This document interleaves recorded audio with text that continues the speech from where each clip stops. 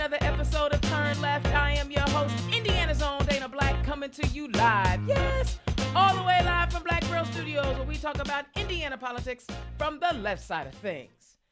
Well, the Indiana General Assembly is done. They completed their work and they are shut down for the year. Now, we already know they was giving some of us some stress headaches and some stress sweats and all of that good stuff because they were trying to pass some nonsense. So the last week, I got a couple of things I want to read to you so that you guys know how they closed out. Casey Smith of the Associated Press reports Republican lawmakers pushed through a bill that would repeal Indiana's requirement for a permit to carry a handgun in public on Tuesday, further loosening the state's firearm laws despite public opposition from the state police superintendent and some major law enforcement organizations. The House and Senate approved the repeal as Republican lawmakers revived it last week after conflicts among GOP senators who had temporarily sidelined the issue. If you remember, I talked about this last week. They did not have any public hearings on this. The same people who are demanding that unpaid school board members host public meetings decided that they didn't feel like they needed to have one. And they get tax dollars to do that. Let's be clear. Senators approved this bill 30-20 after House members earlier voted 68-30, largely along party lines, in what was among the final issues taken up as the Republican-dominated legislature neared the adjournment. The governor has 7 days to sign this. If he doesn't sign it, it'll go into law because they have a veto-proof supermajority. But here's the thing. The bill's provisions would allow anyone age 18 or older to carry a handgun in public except for reasons such as having a felony conviction, facing a restraining order from a court, or having a dangerous mental illness. But there's no background checks. But anyway, supporters argue the permit undermines the Second Amendment protections by forcing law-abiding citizens to undergo police background checks that can take weeks. So we'll see.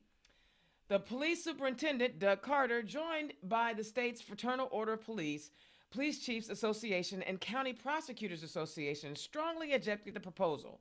They maintain the permit repeal would strip officers of the screening tool for quickly identifying dangerous people they encounter who shouldn't have guns. Now, some of y'all are like, permitless carry, it sounds like a good thing because criminals are already carrying guns without permits. But you know what's really scary for me? You know how, black people who have permits to carry a gun, who tell the police, hey, I have a permit to carry a gun, and they say it out loud and they still get shot? How is this going to help them? Now, it just seems like that was that one barrier to prosecuting police officers who endanger the lives of law-abiding black and brown people.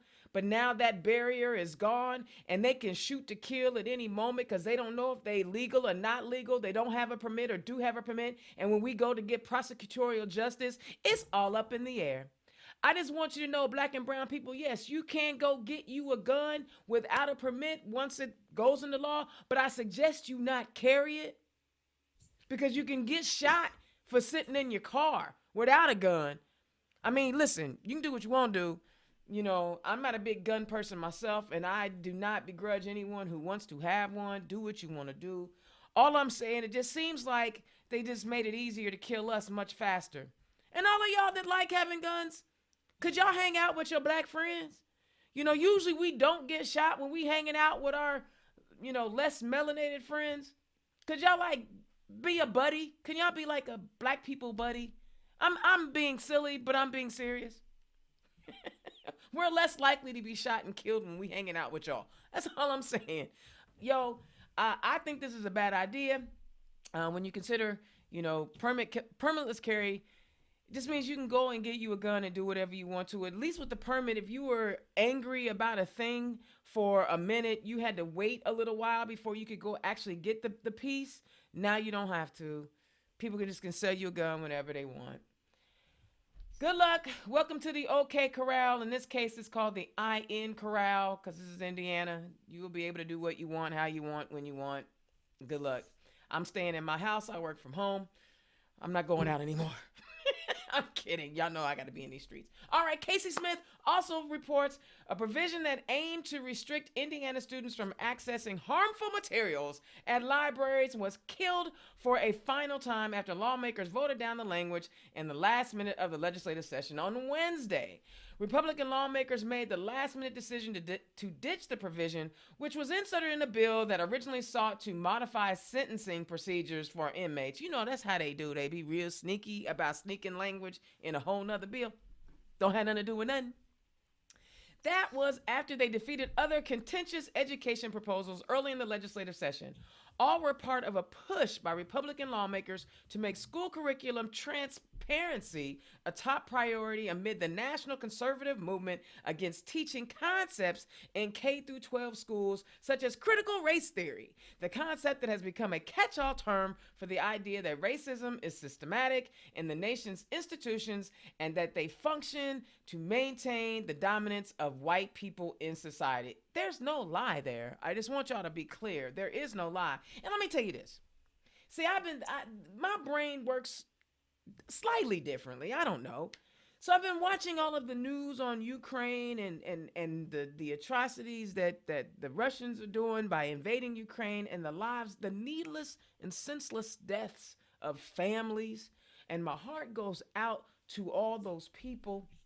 But I've been listening to commentary about it and how they talk about the situation looks like World War II and it looks like what happened in the past, and oh, this is reminiscent of.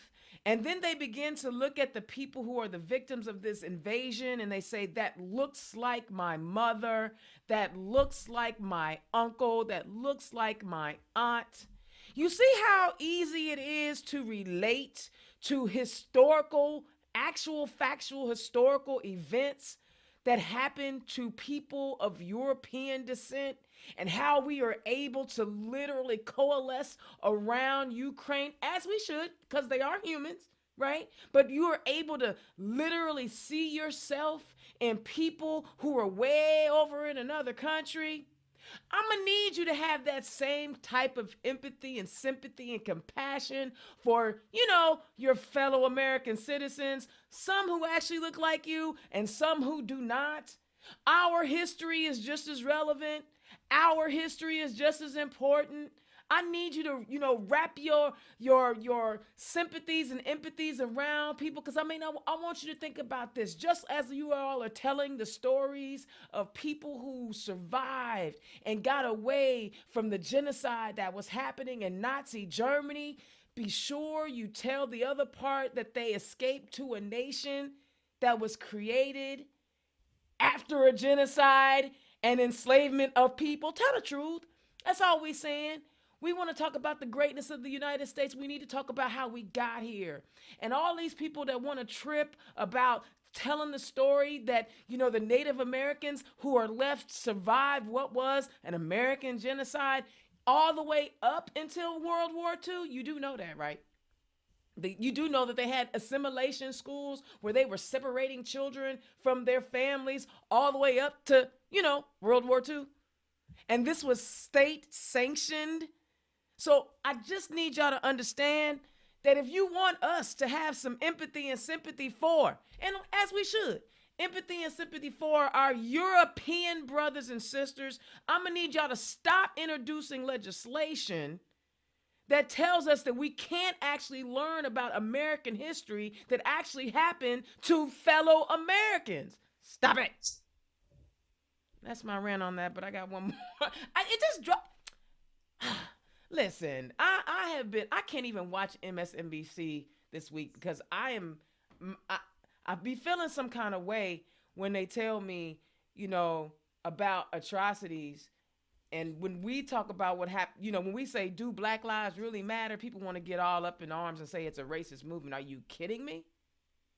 Think how we feel every time we hear something like that. Oh, wait, y'all never really did ask Black parents how they felt about critical race theory, did you?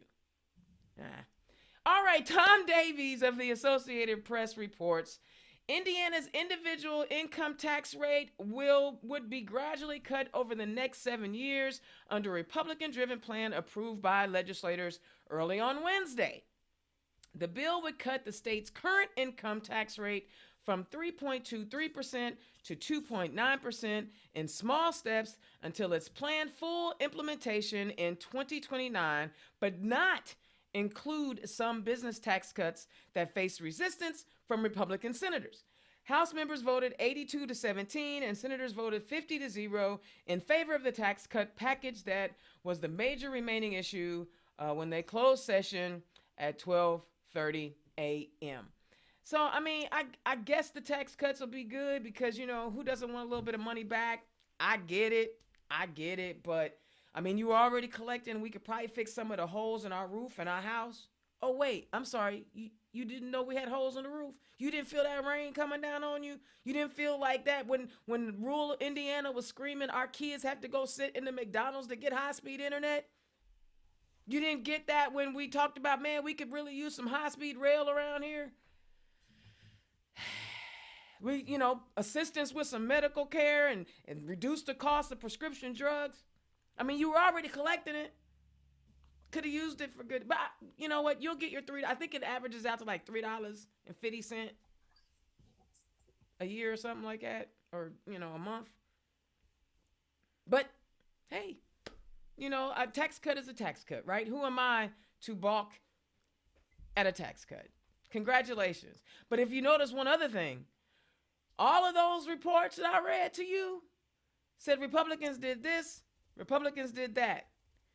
I know they have a supermajority in the state house, and yes, gerrymandering has a lot to do with it, but you don't just legislate people for Republicans. There's a whole other group of people in this state that you have to consider at some point. Yeah, we gonna galvanize, and we gonna do some things, because that state house did some terrible stuff this year. I am still seething over the treatment of my trans youth. The fact that we had to spend so much energy fighting social studies, banning books. I thought y'all hated cancel culture, Republicans. Maybe if you sit down and talk to some more of your Democratic colleagues, maybe you'll get a better understanding of some things. But the session is over. I will do a good and bad and ugly, as our party typically brings out. I'll do that next week. But in the meantime, let's talk about how we can elect some people to make some changes to this thing. Y'all with me? First up, we have a return guest who's running in that newly minted state Senate seat on the south side of Indianapolis. Y'all welcome back to Turn Left, my girl, Asley Eason, running for State Senate 46. Asley, welcome to the show. Thank you, Dana. It's so good to spend time with you again. I know. Wait, I forgot to tell you, I don't have any wine. You used to do the wine and talk wine. I don't do wine on myself. Next time I'll remember. And first, we can drink during this, please. No. Listen. You know I try to do this on the up and up. I start having a cocktail, it might turn into something else. And a first time guest running for House District 63. Is that correct? That's correct. All right, my friend who worked with me, we worked together on a state party chair campaign. Oh, we got to know each other, and we would really have some good venting sessions. Y'all give it up for my guest, Teresa Kendall. Welcome to the show. Thank you. It's nice to be here. It's good, and it's good to hear your voice again, Dana. Oh, well, see, I'm glad somebody likes it. It's nice to be here. Y'all, before we dive into y'all's campaigns, I want to ask you first and foremost, what in that session got your goat, and what in that session are you happy with? Asley, I'm gonna start with you. Oh, it's only tough because it's a long list of things that got my goat. I don't even know that expression. That's a good one. I like it.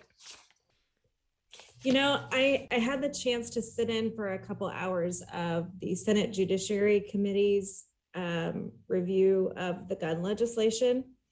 And I hoped I was going to be able to testify, but I had a doctor's appointment 2.5 hours later. They were still rolling. They were still rolling 9 hours later.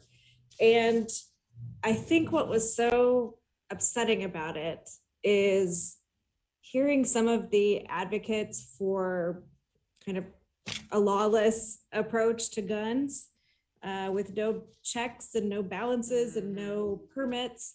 Some of the anger that I could see in the people testifying, trying to open up those rules, was pretty unsettling.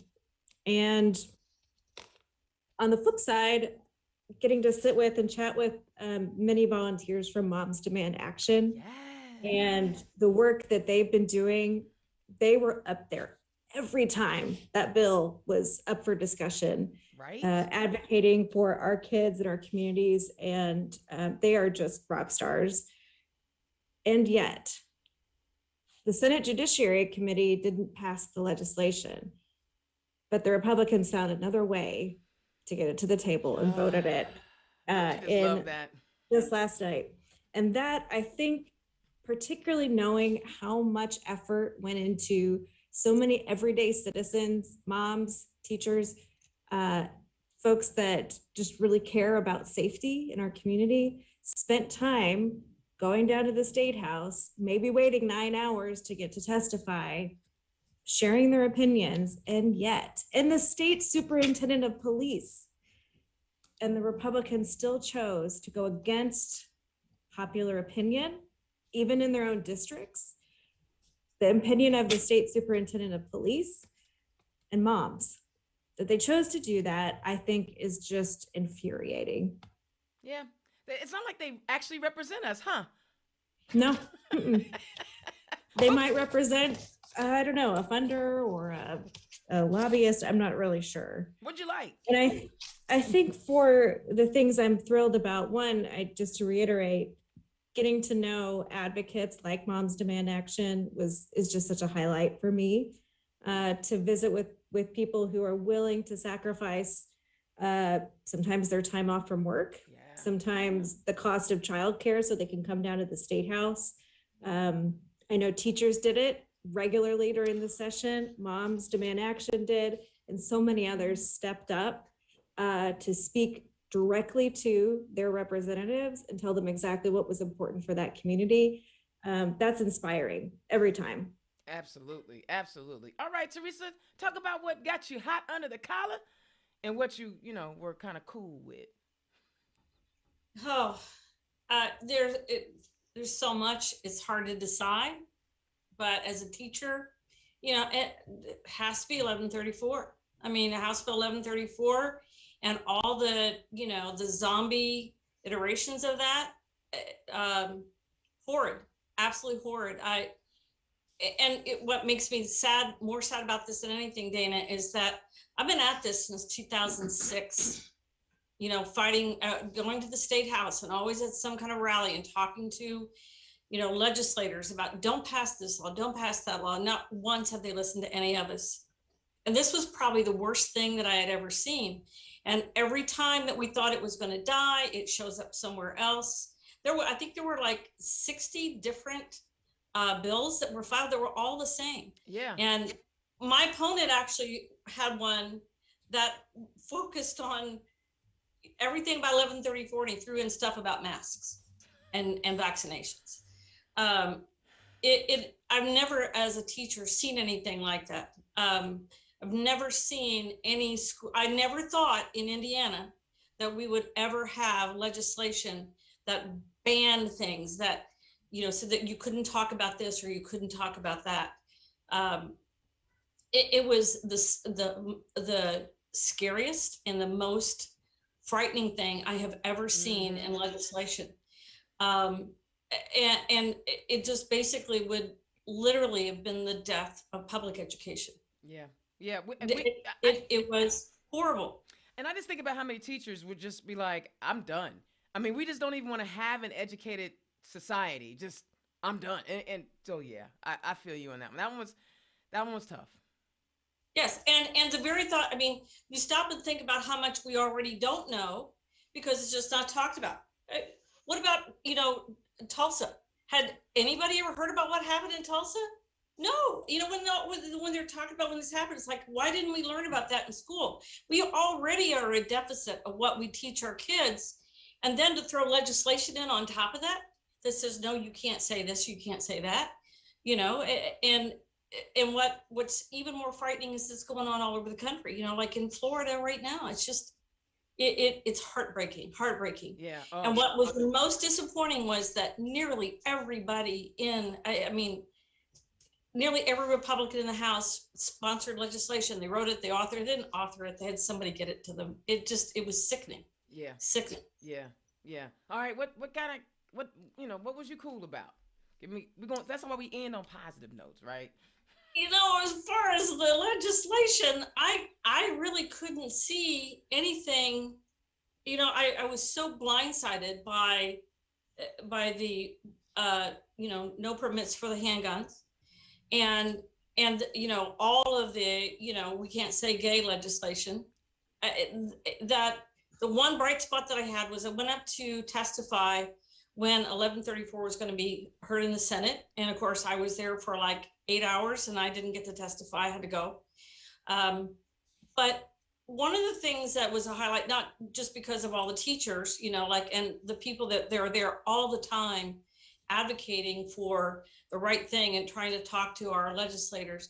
But I was really knocked out by JD and Shelley and Fadi on the education committee. Eddie wasn't there that day, and he also, when in other hearings that he's been in, that they're in there fighting the good fight, and they do everything for us when they're in such a minority. Mm-hmm. And it's just they're amazing people. They really listen to people, and that's the kind of legislators that we need to get into our state legislature now. Absolutely. We need that in the Senate, and we need it in the House. We need people that are there to do the will of the people, not, their donors or their crazy groups that they think that they're supporting. And as I heard one of the Republican senators say to me, that he said that the Indiana State House of Representatives has lost their mind. His exact words. And I could not agree more. Yeah. And that was coming from a longtime Indiana State Senator. Absolutely. Republican. Absolutely. And see, that's what happens when you don't teach people, all the nuances of social studies. They just go in there and just be stupid. All right, y'all, let's, it was a lot. There was another piece of legislation that came out of there that I was worried about. And it was they were trying to make it a felony if a woman was coerced into having an abortion. And the reason why it was scary was because if you are a 15-year-old and your mother says, you know what, you ought to consider your future, and they go get an abortion, that is considered coercion, and the mother now is turned into a felon. There were a few things out there that just made you go, obviously y'all know that I'm not happy with the I don't know why Republicans are so afraid of trans children. I mean, my God, they're kids, but they're going after them. And yes, you are right. I have some friends down in Florida who are in that state legislature down there that have been fighting. And I'm going to actually have a few of them on. I'm going to try to get them scheduled so that you guys can hear from them. But that thing was horrible. Texas passed some more stuff. And they've been getting a lot of the headlines, and while Texas and Florida has been getting all the headlines, Indiana has been flying under the radar, being as dismissive of their tax-paying citizens as everybody else, and that's the part that's killer. I paid just like everybody else, but you don't get to sit around and tell me my history don't matter or my sexuality should be silenced. So I'm gonna get off my soapbox because we got great candidates to talk to, and while we're talking to them, Indiana's own Dana Black Turn Left, while we are talking to these amazing candidates, if you like anything that they say tonight, I have included their donate link in the description of this show. So feel free to click on the donate link. It will open up in another window. That way you don't have to leave this wonderful conversation and contribute to these candidates so they can get the money they need to get through the primary and into the General Assembly. And as usual, as I have to say now, thanks to a particular individual, yes, I'm still seething. All appearances on Turn Left. I'm not endorsing anybody in the primary, so that's just that. All right. So I'm gonna start with Teresa since Asley, you've been on the show before. Teresa, tell the people who you are and where you come from. Well, I live in Du Bois County, and that is in like the toe of the boot of Indiana, if you want to call it that. Just north of Evansville and kind of south of Bloomington, Terre Haute. I live in the town of Jasper, which is the largest town here. It's where Kimball International is. You used to make pianos, and they make lots of other stuff now. It's a great place. Southern Indiana is beautiful. I mean, it is. Dana, come on, I've been there. It's south side of God's country. I'm telling you that. It is wonderful. But I moved here with my husband, who's from here. He's former state senator Mike Kendall. I retired from teaching, taught in the town of Lebanon for 20 years. And I was an art teacher, so I got riffed, meaning I got laid off and was bounced around a bit, taught in Anderson and taught IPS. Last school I was at, 105 East Side. East Side. I'll give a shout out to everybody at School 105. But I've taught for a long time, and now right now I'm working for Vincennes University at the campus that we have here in Jasper in admissions. But Southern Indiana is a great place, but we are just controlled by these state representatives that do not do anything for the people here. I'm fortunate enough to be able to talk to you through Zoom because I can get an internet connection. But if I were just about half a mile south from here, I couldn't get it. If I were up just a little bit farther north, I couldn't do it. We have the same problems in rural parts of the state. We have the same kind of problems that you have in, parts of the east side or the west side of Indianapolis, or any major metropolitan city that might have some issues with some poverty. We don't have resources because of our location. And sometimes in metropolitan areas, you don't have resources because of economic situations, but it is the same thing. And our legislators are talking about crazy stuff that doesn't mean anything, like critical race theory that is not taught, and transparency in schools that has already existed. That you got transparency through this thing right here, this phone. All you have to do is call you the teacher and they'll say, come on in, because I need you to help me in my classroom because your kids are crazy. So there couldn't be more transparency. Parents have been able to review textbooks before they use them. They can go in and talk to administrators. They can go to the school board. There is so much transparency. Or there isn't any transparency is when we have our tax dollars going to private schools, subsidizing the cost of private schools. And that is my thing. That just one of the reasons that motivates me for this is because in places like small schools in rural Indiana, or you take a school like IPS, desperate for funds, needs every dollar that we can get, yet the state legislature has no problem siphoning funds off of the education budget, right, and sending it to private schools, right, in India. And not just there, it goes to Lake County, it comes down here, Vandenberg County, it goes, all over the state.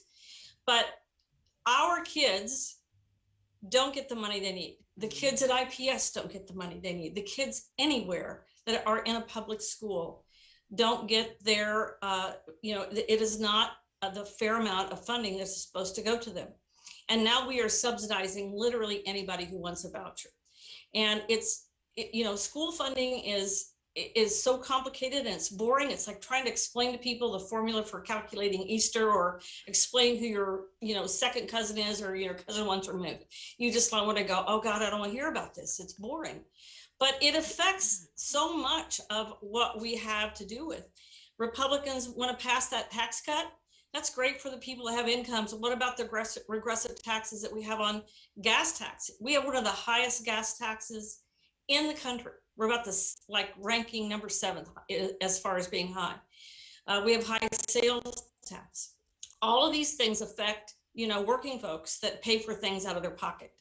And our tax structure, the way we handle our funding, everything favors a particular group, and the people that are left behind are people in rural areas and people in the poorer part, the parts of major metropolitan areas that have a little bit more lower income or poverty.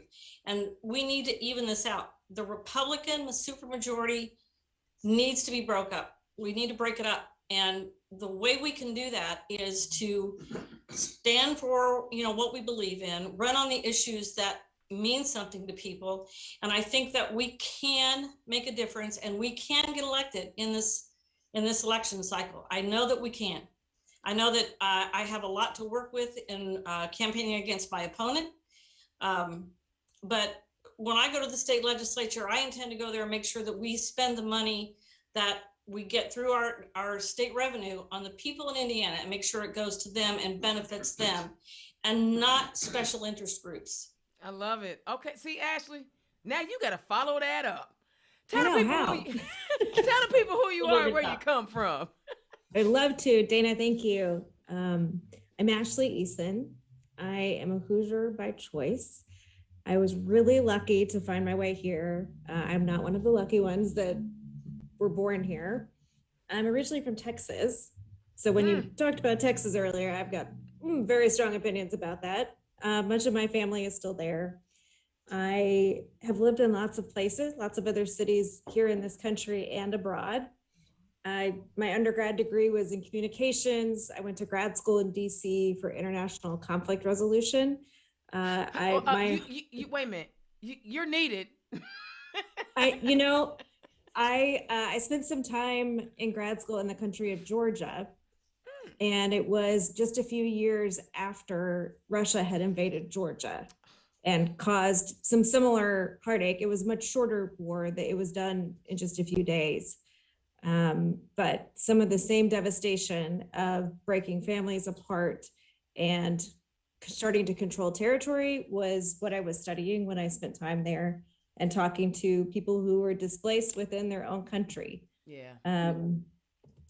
Learning all of that, I still, one day, if I get to work for the State Department or be a diplomat of some kind, I'll have so much fun. But guess what? International conflict resolution skills are just as valuable here in Indiana. And I was doing advocacy work in DC, and they sent me to the Midwest, and they asked me to open up Indiana for the organization. And I got to know leaders across this state from all different backgrounds. I was recruiting business leaders, university presidents, military veterans, nonprofit leaders, and so many others from both parties who understood why it was important for us to robustly fund our State Department and diplomatic efforts. And I got to know some pretty amazing people here, and on both sides of the aisle. When my boss, who I worked for the last 5 years, called me, I was in DC, and he asked me to take a job here in Indy.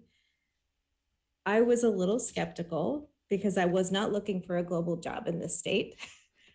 And I've never regretted the choice to come here since. It's been a little over 5 years. Even my husband has tickets to the Indy 500 every year now. And we love it here because it's the kind of place that if you show up, you do the work, you're kind, the doors can open to you to make a difference here.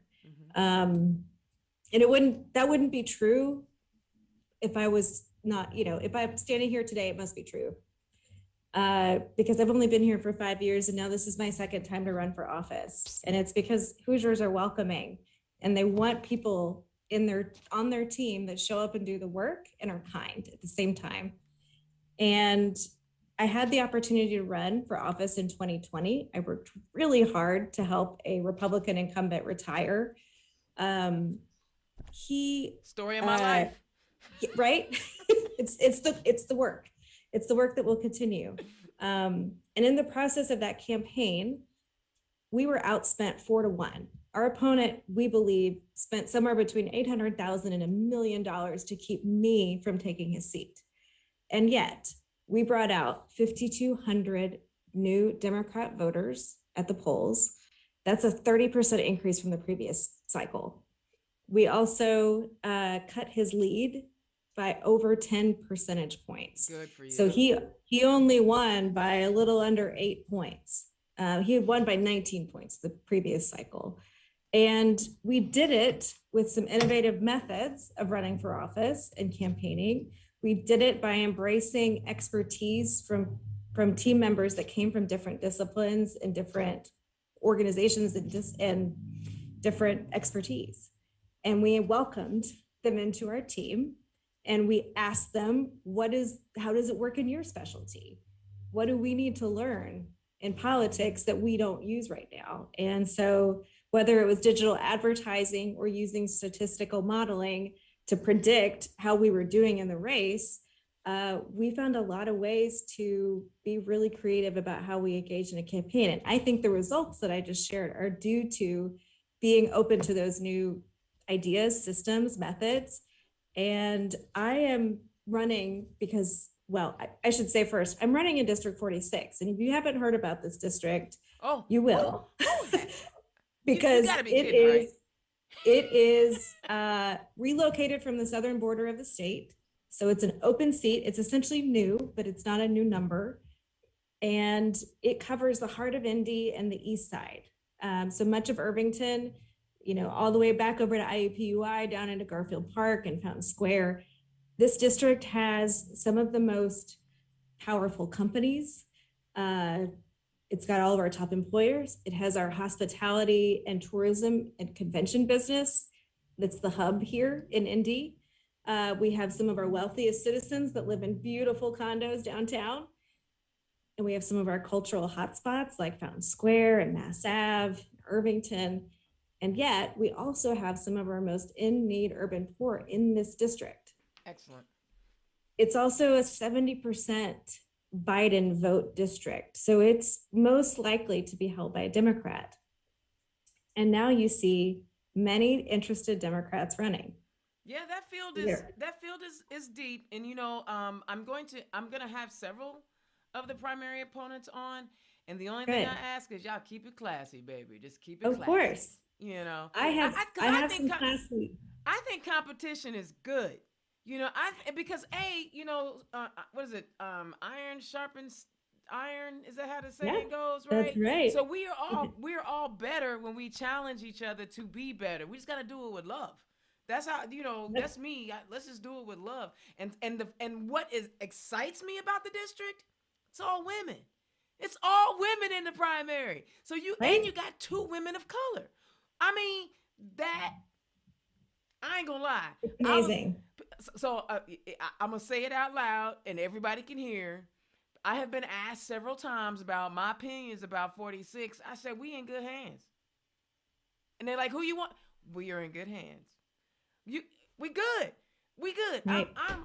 That's what I'm talking. I wish every district had 4 Democrats running in it. Thank you. That's my couldn't have said it better myself. I mean, instead of complaining about it, we ought to just and then when it's all said and done, whoever comes out of the primary, because the people vote, that's who we get behind, and we take all of our resources or whatever we got and we put behind that person to win. That's what I'd like to see, but that's just me. I love it. I also think it's a responsibility because it's a seat from which you can raise a lot of money. Absolutely. And it doesn't need to be spent here. It needs to be spent helping Teresa get elected. It needs to be spent investing in building a bench throughout the whole state. And whoever lands in this seat has an awesome responsibility to both fundraise, like they have to have it, and also campaign as if they needed to. Because the way to get a challenge to the Republicans for statewide races is to make sure every safe seat Democrat is getting the vote out as much as they can. That's the only way we're going to have a chance at that. I had this conversation today with 3rd District Chair Christine Bohm. We talked about, and Teresa, I want you to jump in on this because we talked about it when we were working to get Trish elected as the state party chair. We talk about the importance of galvanizing us collectively. Listen, we always sitting around worried about, in my opinion, we're a little bit more reactive than proactive, and we're reacting to whatever these dumb knuckleheads say about us, right? And we need to be more proactive. And the one way we could do that is pooling our resources. And like you said, in a safe district, a D in a safe district, continue to raise that money. Raise all the money you can so that you can give it to in the areas that could use a little help, like Teresa. Teresa, chime in on this, because I know we talked about this a lot. Well, one of the things that's really important to do in an election is make sure that you as a candidate lift up everybody else that's running in your county or in your area. And that's what we have to do here. You know, we're in a the area wide, the county is large, the population is kind of small. And we have to lift up every candidate and make sure that when I get my message out, if I get their message out too, then we're all going to win. And the same thing, like Ashley was saying, you know, we support each other. You know, we have a good friend in the 8th district, Miss Joni Kanizer, that always says, you know, what are you going to do to get a Democrat elected today? Right. And that is something that I like to think about, is what am I going to do to help the rest of the candidates in my district, in, you know, Davies County. Our buddy Ron Critchlow, you know, he works as hard as anybody to keep that place going. And also in Martin County, which is part of my district, a little slice of Pike County. You could not get any more southern Indiana than that. You know, there are more trees where I live than there are people. But that's a good thing. That's a good thing. And we're trying to hang on to those trees because there's an awful lot of Republicans that want to knock them down. But we do have to do everything we can to lift each other up and make sure that if you're in an area where you can make a lot of money, if Asley raises a lot of money and she can help people in other parts of the state get elected, then she's going to benefit and we're all going to benefit. And that's, you know, that's something that I think sometimes some of the Democrats have forgotten, but not everybody. I mean, we all support each other and help each other, but we are the party that have the issues that people, you know, are interested in. And we need to talk about that. Absolutely. We're not going to talk about this silly stuff of, you know, banning books and, you know, letting anybody walk around like we're, you know, back in, you know, some cowboy movie, everyone walking around with a handgun. It is, you know, the state is a big state. It has a lot of different attitudes and beliefs and ideas. People in Southern Indiana have guns, they hunt and they shoot for recreation. It's a whole different thing when you're in Indianapolis. Absolutely. You know, and we have to recognize that and respect it. But there's no reason why we can't find some commonality in some issues about things that we all have to deal with. Absolutely. You know, in education, how our families have to exist, what we have to do to make this a good place that it already is. It just needs to be made better. And the only way we're going to change that is if we do everything we can to help each other get elected. And, you know, absolutely. That's what we do in the 8th district. I'm secretary of 8th district. We're the largest congressional district. Shout out to Thomasina Marcilli, 8th yes, district chair. Yes, absolutely. We're working hard. But I'm telling you, we're going to do all we can to try to get our candidates elected in this cycle. I think we have a great chance. And one of the things we're going to talk about is how great, I mean, our president's been doing a fantastic job. Yeah, absolutely. And we do not bring that up enough. We're letting other people change the message as if there's something wrong, and there's not. You know, the economy's cranking. And, you know, we're all doing well. Everybody's doing well. We need to keep that, you know, up front, center of this election. We have an opportunity. If we get both of you guys in the State House, tell me a couple of pieces of legislation you want to work on in partnership with incumbent Democrats, and if you can possibly work across the aisle. Cool. Okay. I like this question. I'm really excited about the opportunity to serve, partly because I've spent so much time in my career working to influence Republicans, working to advocate for funding for a specific federal budget. And I kind of enjoy the challenge of flying just a little under the radar with them. And you sell them something that they want. Okay. And they can have credit for it. I don't care. I just want to get the legislation passed. So one of the things I think that's really been troublesome for Indianapolis in these last few sessions is that there are members of the legislature that have part of their district in Indy and part of their district outside of Indy. and they have just been relentlessly attacking the city. Baby. Issues that our residents overwhelmingly support, they have voted for in a referendum, and at the same time, things that we would never support that they're fighting for. And that's why I was working so hard in 2020 to help Jack Sandlin retire. And one of the issues that to me is really interesting is public transportation. The city of Indianapolis voted overwhelmingly that we were willing to make choices to get rapid transit in this city. And it's not because it's cool or trendy. It is, though. It's fun. When you live in a city that you can actually reasonably use public transit throughout the city and have it be reliable, it's pretty fun. I've had the chance to live in a city like that.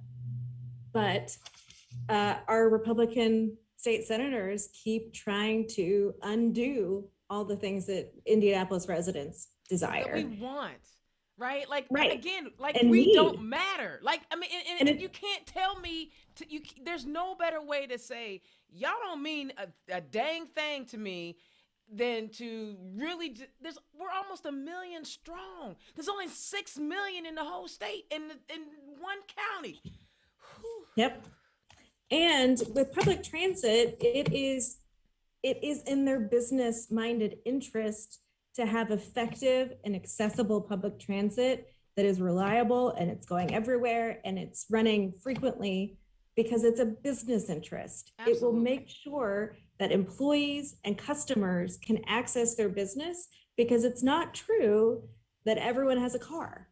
Not everyone does, not everyone can afford it. Even those that can't afford it maybe can't drive one because of a disability. We need access to transit options. It's not just the bus. The bus is an important component of it. And working on legislation like that would be really fun for me, because there is a real business interest at stake there. If you want to build a facility for your business in a part of the city that has no transit access, how are your employees going to get to work?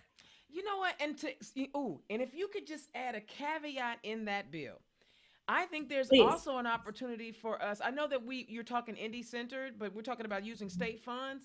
How about maybe some transit from like Columbus to Indiana, or from Kokomo to from Columbus to Indianapolis, Kokomo to Indianapolis, because or Jasper, which is 2.5 hours away. Yeah, well, it would be that shuttle. That shuttle might need a little work, but if we can get a train, yes, you know what I'm saying. If we can get some rail from Evansville to Indianapolis, and then from Indianapolis maybe to Lake County or Fort Wayne, come on. Again, we could do so much better. We could do so much better. But we just got people that want us to be like in Fred Flintstone cars using our feet. They want to punish Indianapolis because we're doing well. Because we're progressive. Yep, and we need to do better. And instead of understanding that every community outside of Indy across the state benefits from Indy's success, they try to not make us successful. And unfortunately for them, what they don't realize is that has an impact directly on investment opportunities in Eli their Lilly's Cummings is now having location here because they couldn't get people in Columbus. NCAA, the list goes on and on and on. Roche Farm, we are the economic hub of the entire state, and they treat us like, I don't know. Look, you know how they treat us? Like we Ukraine and they Russia. What else would you like to work on? You just got me going with that one. Yes. What else you got? And then I'm gonna bring in Teresa. Let's see what else. I think can I make a pivot and not about legislation? Sure. I think if I have the chance to serve, what I would like to do is focus a lot on helping build up our party. Right now, you can do that with or without being elected. You know that, right? That is true. Oh, absolutely. Okay. And I will be doing it either way. But I do think that, I've had these conversations with a lot of Democrats over the last few months. And sometimes when I share my story and my thoughts with them, they say, "Are you running for party chair?" And I say, "No." That's one person. Our party chair is one person. He's doing a great job. What we need is people at all levels of our party, everyone from a volunteer to a precinct committee person to elected officials, from school board all the way up to our, Senate candidates, thinking like a party chair and thinking about how they can support the growth of our party, which requires building up volunteers, engaging with voters every year, every month, not just the 6 weeks before the election. And I want to work to help make that a part of our culture as a party. And I think it requires having people invest in that at every level in our party. We can't leave it up just to Mike. He's one person. We need tons of people supporting his agenda and his vision and thinking about it as their responsibility to do their part in their space. I'm gonna need you to stop taking residence in my brain. I don't even understand what made you think you could come in my house and just live in there and start spewing out what I believe in my heart and in my mind. Shame on you. You should at least ask, can you squat? I should have brought wine, is what you're saying. And then we can just be in that space together next time. Teresa, is she not speaking our language? Yes, yes. We're sisters. Oh my God. I mean, when your campaign is done, win, lose, or draw, I'ma holla at you because we got work to do. All right, Teresa, tell us about what pieces of legislation you want to take on when you win your election. Well, it's got to be education. It's got to be education. It's my thing. I've done this my whole life. And we have to spend the money that we have for education better. It's not going where it needs to go.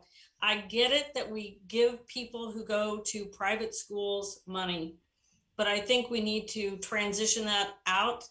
Let them have some tax credits. It's something so that they can still feel like they get a little bit of a benefit for following their choice. But we need to stop funding 3 different school systems, and it is charter schools vouchers are meant to destroy our public education, and it's just chipping away. It's like people say, it's like death by 1,000 paper cuts. Yes. It's got to change. We're going to lose our teachers. We're going to lose our public schools. And where it affects the most is the east side. In 105, where I was at, it also affects the schools right here. And agriculture is a major industry in the state of Indiana. And our agricultural areas are dependent upon our public schools. And we need to make sure that our public schools all over the state are protected. And we can't do that with the funding formula that we have now. Right. And I realize that no one's going to go there and snap their fingers and change it overnight. But I think when you work with a lot of Republicans, and Dana, you know this really well, that there are a lot of people in both parties that are very pro-public education. But when that other group gets together in their caucus, you know what their leaders tell them? We're going to vote for this. We're going to vote for that. Yeah, ask Todd Houston. He lost his whole gig over it. He lost his $500,000 gig over. I don't care what they say in the press. Yep. You don't just give up. He got fired. We know. We don't know it. And it's because he said this is what we have to vote for. We have to vote for this. And that is $500,000 what happens. And that's what happens when you have a supermajority. There are a lot of people in the state legislature that would not have voted for some of this crazy stuff that was there. And we need to have a legislature that shows the balance of the people of Indiana. And we have to make sure that we serve all areas, just like Asley was talking about. Indianapolis is a large major metropolitan area, and the supermajority seems hell-bent, praised about attacking it. Public transportation in Indianapolis, tell me what that has to do. How can I explain to folks down here in Southern Indiana that your guys are up there, beating on people in Indianapolis over public transportation?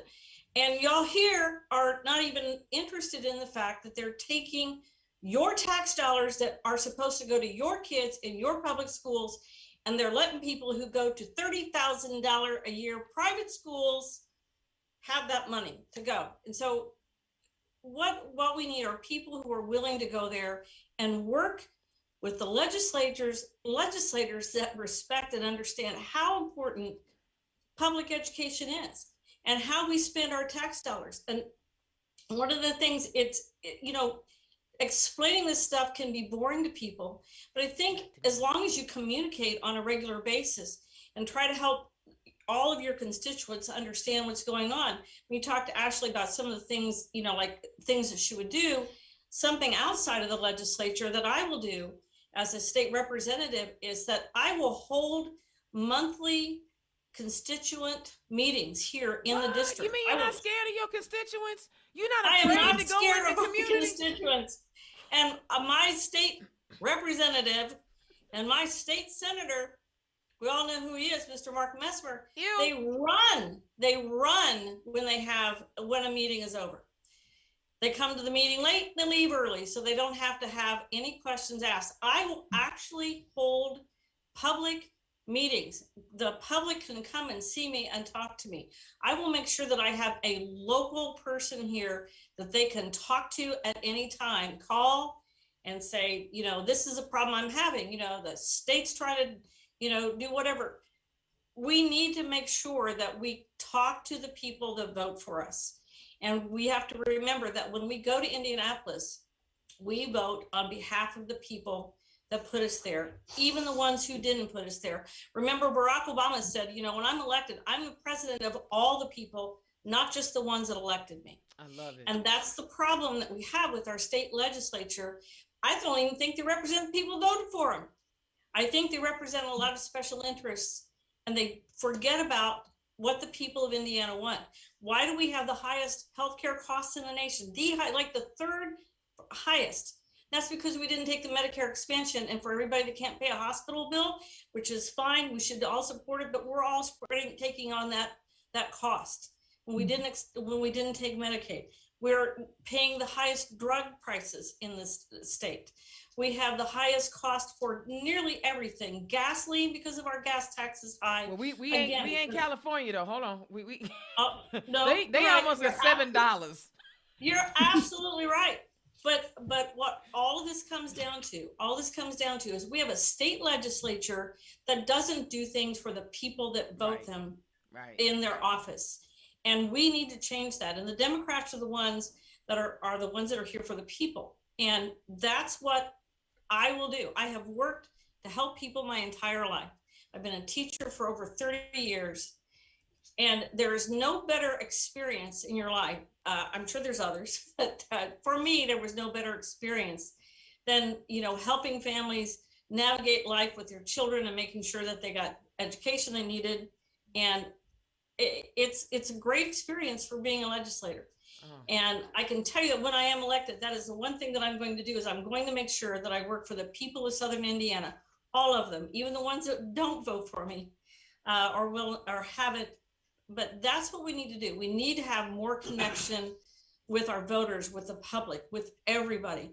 And when we do that, we'll win. We'll be successful. And Indiana will be a better place. I love and it. attract more great people like Asley to come here and live. Hello, because, Representative out of the 3rd Congressional District, Jim Banks, was talking about how come he went after Indianapolis. Why has Indianapolis lost the 3rd largest amount of tech jobs?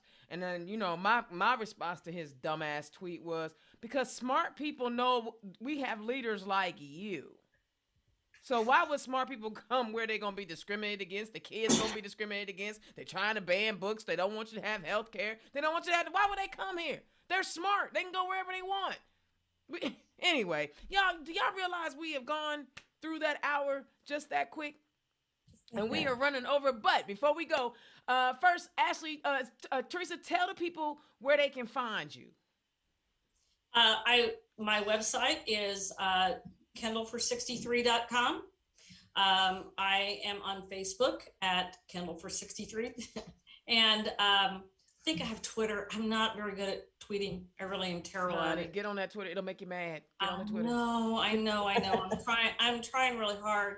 And you know, if you're ever hanging out in Jasper, Indiana, which I know lots of people do, you know, you can find me at Vincennes University Jasper campus. It's absolutely beautiful. And that's, you know, but and do you have any fundraisers or events coming up? We are going to have some in the near future with our congressional candidate, Ray McCormick.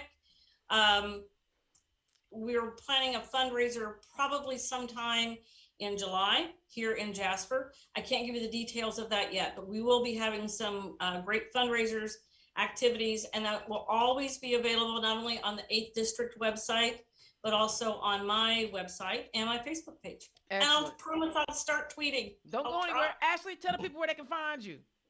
Okay, website, Asley4FOR, Indiana.com. We're on Instagram, Facebook, and Twitter.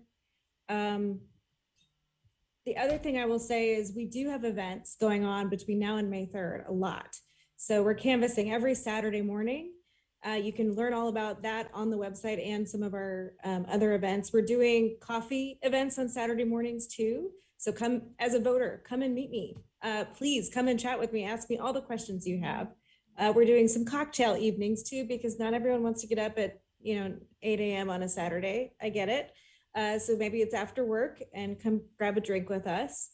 And the other thing is we are really fortunate to be renting at a big discount a space on the east side in Irvington on East Washington Street. And we want voters, as Teresa was saying, I want you to stop by and chat.